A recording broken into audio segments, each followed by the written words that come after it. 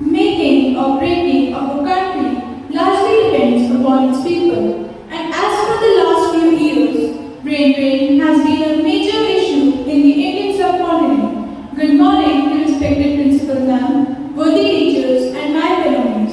Today I am Nandini would like to avail this opportunity to speak on the topic reversal of brain drain. So what is brain drain? Brain drain is the migration of highly skilled individuals or professionals who leave their home country and settle in foreign countries to take advantage of the better opportunities. And people, especially youngsters of our nation, have been migrating to countries such as USA, England, Australia, and Canada in search of better employment, improved lifestyle, and beneficial economic status, etc. Although, from the perspective of many, it is not a topic to be fussed about, but it proves to be expensive to the country put in effort and work in the development of their citizens. So, what do we need to do to stop this never-ending brain drain? The only method is reversal of brain drain. Reversal of brain drain can take place with highly skilled individuals who have settled in developed countries come back to their home country and provided with benefits of their knowledge and skills. If you talk to an individual about the heavy mass brain drain, somewhere or the other, he is going to say that it is due to the lack of opportunities in India. But rather than running after the opportunities and being an employee, working under someone else, why don't we create the opportunities, be the employer, and give employment to others? As said by George Bernard Shaw, don't wait for the right opportunity, create it. And it is only possible if more number of people are ready to take the initiative and desire to be an entrepreneur. I would like to give you an example of Vikram Vipala.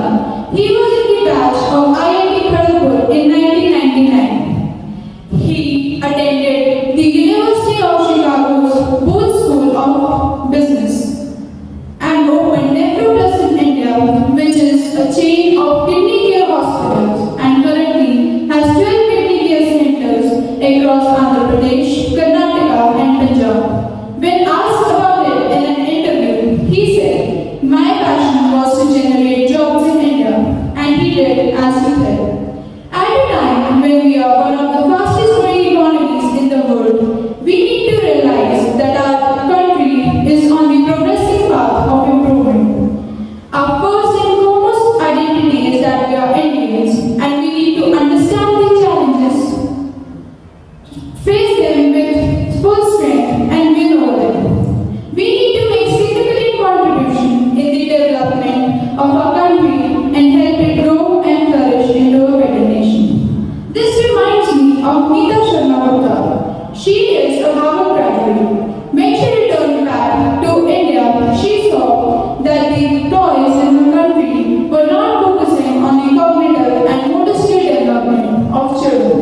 So she took the matter in her own hands and started her own toy business, Shemrock, which focuses on the mental growth of children, especially of age 0 to 6 years.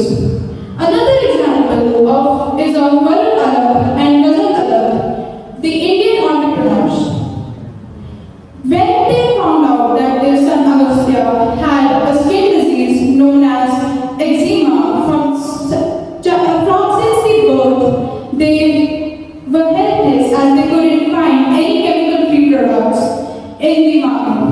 His skin turned red and itchy when contacted with chemical-based products. So they started their own business to provide products of baby care, hair care, and skin care that were chemical-free. And today, it's one of the fastest-growing companies in India. We all know it by the name Mama Earth.